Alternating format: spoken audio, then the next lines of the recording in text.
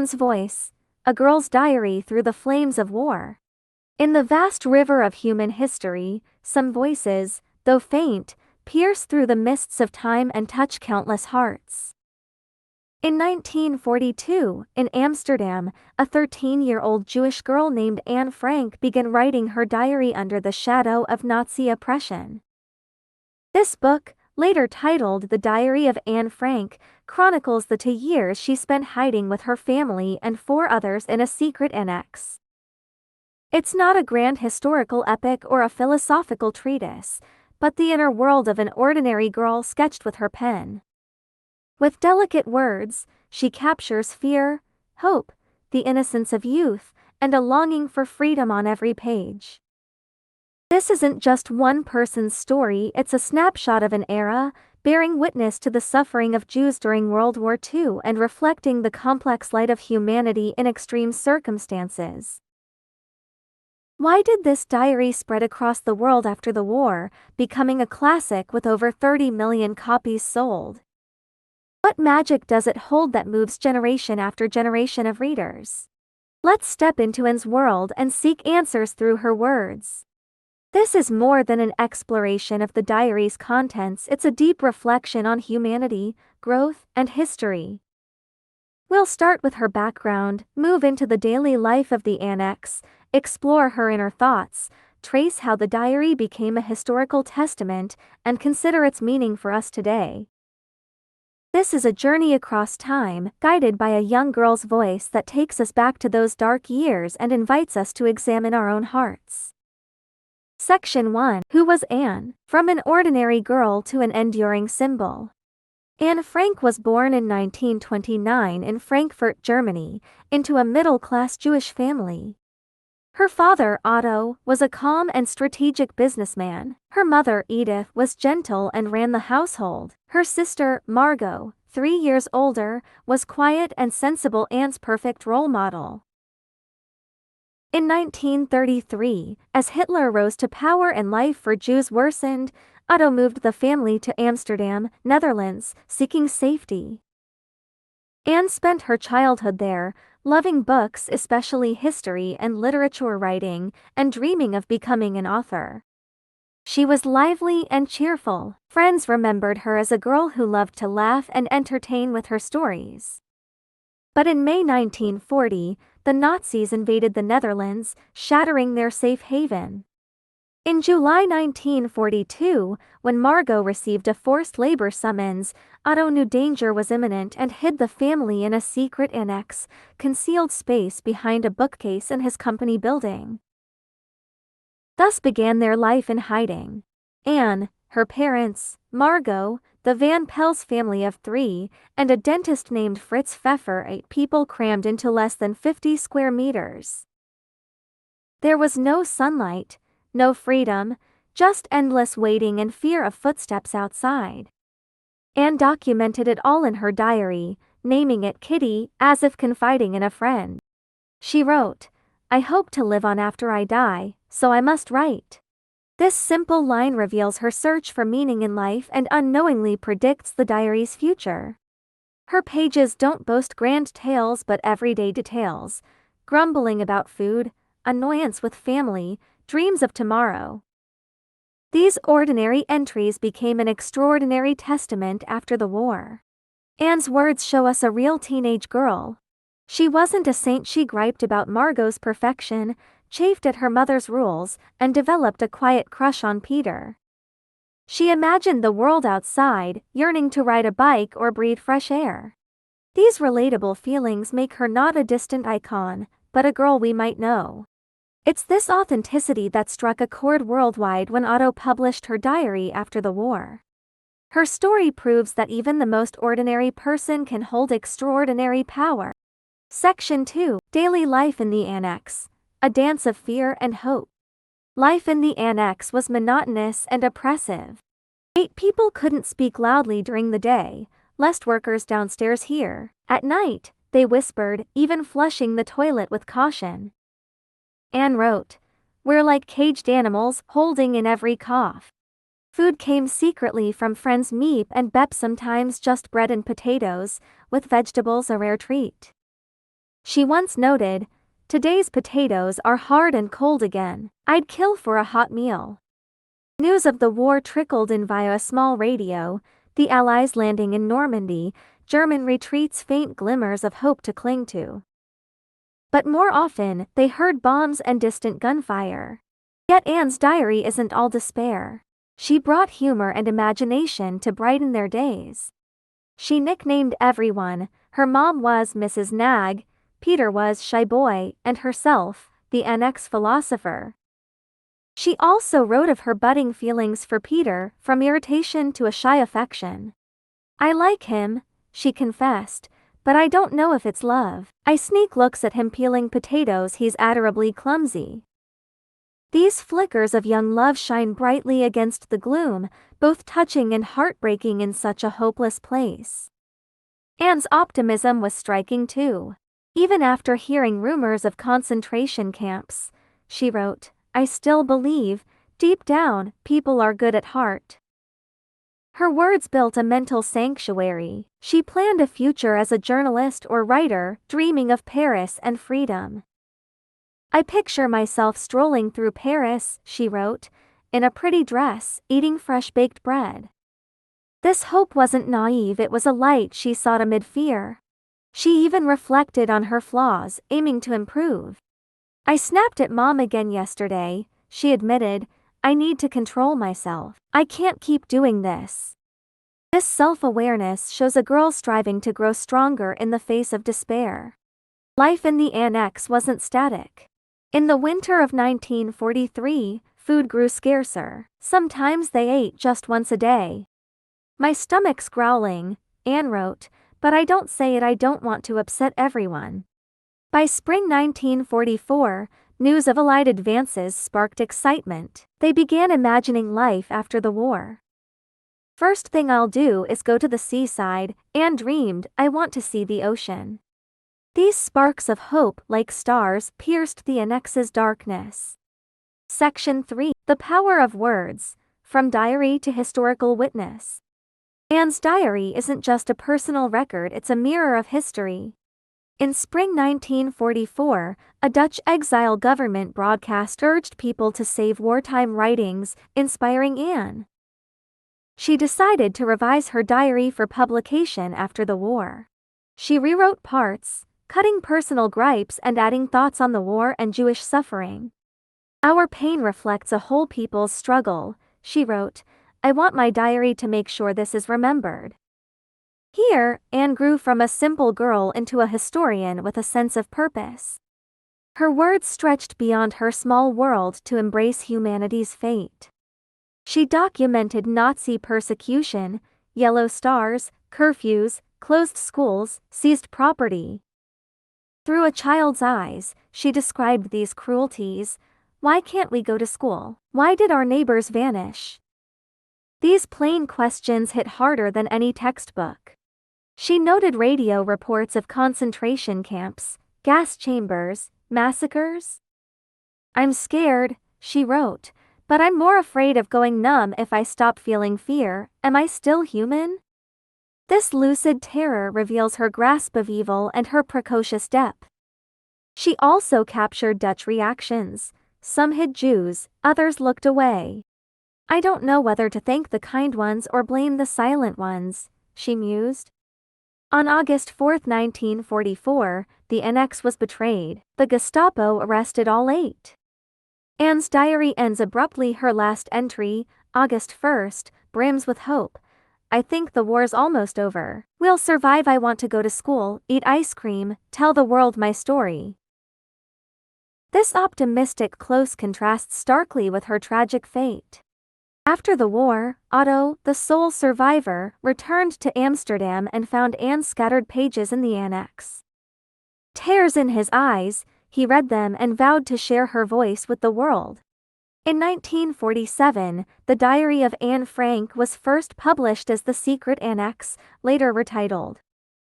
It spread to over 70 languages, becoming one of World War I's most iconic personal accounts. Publication wasn't easy. Many dismissed it as a child's scribbles, but Otto persisted until a small press took it on. Critics praised its raw truth and depth. Readers were moved by Anne's courage and goodness. It's not just a historical document, it's a literary gem, showing how a girl fought darkness with words. Section 4. Humanity's Many Faces, Conflict and Warmth in the Annex. The Annex wasn't just a hideout, it was a testing ground for human nature. 8 people in close quarters meant clashes were inevitable. Anne often vented about her mom's nagging. She says I'm too loud, but she's louder. She felt overshadowed by Margot's perfection. Margot's always right. I'm always wrong. Mrs. Van Pell's rudeness grated on her. If I hear her chewing one more time, I'll lose it. These petty squabbles pepper her diary, revealing humanity's flaws and fragility. She even bickered with Peter over attic space. He's so selfish, I thought he'd be better than that. But there was warmth too. Otto played the steady father, soothing everyone's nerves. He tells us stories at night, Anne wrote, and I forget the bombs outside. She and Peter shared secrets in the attic, leaning on each other. We imagine stars together, she said, and I don't feel so alone. Friends Meep and Bep risked their lives to bring food, news, even a flower or candy now and then. These good people, Anne wrote, make me believe there's still hope out there. This duality, selfishness versus sacrifice, shows humanity's complexity under pressure. Anne's self-reflection stands out. She recognized her sharpness and tried to soften it. I want to be better, not for others, but for me. I don't want to just complain. She reconsidered her mom too. Maybe I should listen more. She's just trying to protect me. This introspection, rare in a 14-year-old, shines through. She grew in that annex, not just physically, but in spirit. Standing others is harder than blaming them, she wrote, but I'll keep trying. The annex also showed delicate human balances. Fritz Pfeffer, the dentist, hogged the table for study, sparking fights. He acts like a professor we all have to obey, Anne griped. Yet when food ran low, he'd take less to leave more for the kids, a quiet kindness amid the tension. Section 5. Echoes of History, Anne's Legacy and Our Reflections. Anne's fate breaks the heart. After their arrest, she and Margot were sent to Auschwitz, then Bergen-Belsen. In March 1945, weeks before liberation, she died of typhus at 15. Her mother perished in Auschwitz. Otto alone survived. Post-war, he gave her diary to the world, fulfilling her dream. This is Anne's gift, he wrote in the preface. I hope it reminds people how precious peace is. Since its release, the Diary of Anne Frank has resonated globally. It's been adapted into plays, films, and school lessons. In 1955, the annex became the Anne Frank House Museum, drawing millions yearly. Readers see war's brutality and humanity's glow in her words. President Kennedy once said, "Of all who opposed tyranny, Anne Frank's voice rings loudest." Her writing doesn't just record pain, it stirs a hunger for peace. The 1960 Broadway play left audiences in tears. The 1970s film introduced her to millions more. Her story even fueled the human rights movement, a symbol against racism. This book sparks endless questions. Why does racial hate destroy so many lives? Why must innocent kids pay for war? Anne's kindness and hope stand against Nazi cruelty, urging us to probe humanity's limits. I don't know why the world's like this, she wrote, but we can't give up hope. That faith crosses time, pushing us to learn from history. It also makes us ponder silence's cost. Could more defiance have changed things? The diaries faced doubts too. Some claim Otto added parts, but experts confirm its authenticity through handwriting and paper tests. These debates only prove its power. It matters too much to be dismissed as mere child's notes. Anne's voice rises above the noise, a call to human conscience. Section 6. Anne's growth, from girl to thinker. Her diary isn't just a historical record, it's her coming-of-age tale. She starts as a playful teen, whining about daily woes, "These potatoes taste awful," or "I hate washing dishes." "I'd rather be outside playing than wiping tables," she wrote, pure, childish grumbles that make you smile. But over time, her pen turns to weightier matters. She ponders war's purpose. Why do people fight for land or power? I don't get it. She values freedom. To me, it's stepping out to see the sky, not counting cracks in these walls. Her words mature too. Early entries are blunt. "I'm mad today, Mom won't let me talk." Later, they're poetic. "I'm like a tree trapped in walls, craving sun, growing only in my mind." Her metaphors reveal a stunning way with words. She rethinks relationships. "I used to blame Mom, but maybe she's just loving me her way." This shift shows her mind blossoming in confinement. Her dreams for the future tug at you. "I want to go to Hollywood, write books, make the world hear me," she wrote, "to say how awful war is." Those dreams, so distant in wartime, pulse with her love for life. She mapped her career. "I'll be a journalist, interview people with stories or write novels from my imagination." Her growth mirrors humanity's spirit, hope born in the darkest hours.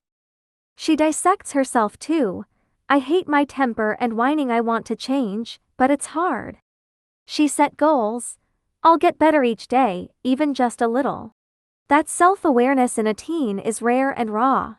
"I hope people remember me for my words," she wrote, "not just as a poor Jewish girl."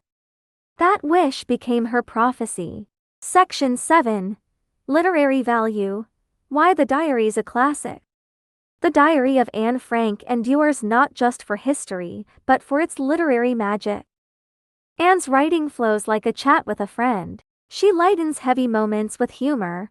"We're a flock of noisy crows, all squawking at once," she says of their quarrels. Her eye for detail shines. Peter's clumsy potato peeling. He hacks them crooked, peels all over the floor, hilarious. Or her mom sewing. She bends over, stitching like it's a painting. These snapshots pull you right into the annex. Her child's view is unique, innocent yet profound. "I fear the dark," she wrote, "but losing hope scares me more." Simple, yet it cuts deep. She asks big questions with kid logic. "Adults say war's for peace, but all I see is death. Why?" That naive depth gives her words strength. The diary's structure has layers. And doesn't log days robotically. She picks themes by mood. One moment, she's dreaming, "I'll live in a house with a garden, writing every day." Next, she's griping, "No hot water again, ugh." That bounce feels real, like a teen talking live. Her revisions add richness. "I used to write small stuff, now I want war and humanity in here." That lifts it from a journal to art. Her words carry emotion. "I sit by the window, sky gray, but a fire burns in me." You feel her fight and her hope. Humor threads through too. "Fritz is snoring, like a train, I want to chuck a pillow at him." That lightness amid pain makes you laugh and cry. Section 8. The World Beyond. Wartime Netherlands. Anne's diary doesn't just stay inside, it reflects the outside too. In May 1940, Germany invaded the Netherlands, taking it in 5 days. A neutral refuge for Jews, it fell fast. "We thought Holland was safe," Anne wrote. "Now it's full of German soldiers." She notes anti-Jewish signs everywhere, the yellow star forced on them. "I hate this star, it makes me feel less human." Resistance flickers in her words, radio tales of sabotaged rails and hidden Jews. "These brave souls give me hope," she wrote. But she sees indifference too. "Some neighbors just shut their doors when we were taken." Her lens paints a tangled wartime society. War scars the land, food lines, air raids. "Last night's bombs were close," she wrote. "I shook under my blanket." Allied progress lifts her. "They say the British hit France, I hope they hurry." These threads weave the annex into a bigger story. Section 9. Anne's family, love and tension. Her diary peels back family ties, messy and real. Otto's the rock, wise and steady. Dad never yells. He calms me down, Anne wrote. But he tires too during shortages. He'd smoke quietly, then rally them again. I don't know how I'd cope without him, she said. Edith's different, sweet but strict, clashing with Anne. Mom's always on me, but she's frazzled too. I feel she loves Margot more. I'm just trouble, she wrote, though later softens. Maybe I should give her a break. She's scared too. That arc shows in maturing. Margot's her foil, quiet, flawless. She's so good and I keep messing up. But she adds, she's my best friend, I need her. That push-pull of sisters rings true. The others pop to Van Pel's bickering, Peter's shy warmth. Anne's pen brings this tiny world alive. Section 10. What we learn. Lessons from Anne. Anne's tale leaves us with gifts. She teaches us to treasure freedom. Fresh air was a fantasy for her. I miss the wind, trees, anything alive, she wrote. Don't we take our simple joys for granted? She shows hope's muscle even in despair. She saw good in people, dreamed big. With love, the world won't rot. She believed, not naive, but chosen grit. Can we find that spark in our own tough times? She proves every voice matters. An average girl, she changed the world with ink. I don't want to live for nothing, she wrote. I want people to know I was here. What mark will we leave? And courage. She faced fear head on. I'm scared, but I won't let it rule me. Can we be that brave? Closing. Anne's voice lives on. The Diary of Anne Frank breaks your heart and lifts your spirit. Anne Frank penned a girl's youth and a people's pain. Her life was short, but her voice echoes 80 years later. She shows us light can bloom in the darkest corners. This diary isn't hers alone, it's ours too. It's a mirror, war's cruelty, humanity's tangle, a lantern, hope in hard times. Anne didn't live her dreams, but her words did it for her. She tells the world, life's fragile, precious, humanity's messy, worth believing in. Let's remember her, her bravery, her kindness, her hopes. In this uncertain world, her diary's a timeless treasure, urging us to cherish now, speak up, fight for peace and justice. As long as we read her story, and never truly leaves. Her voice twinkles forever in history's sky.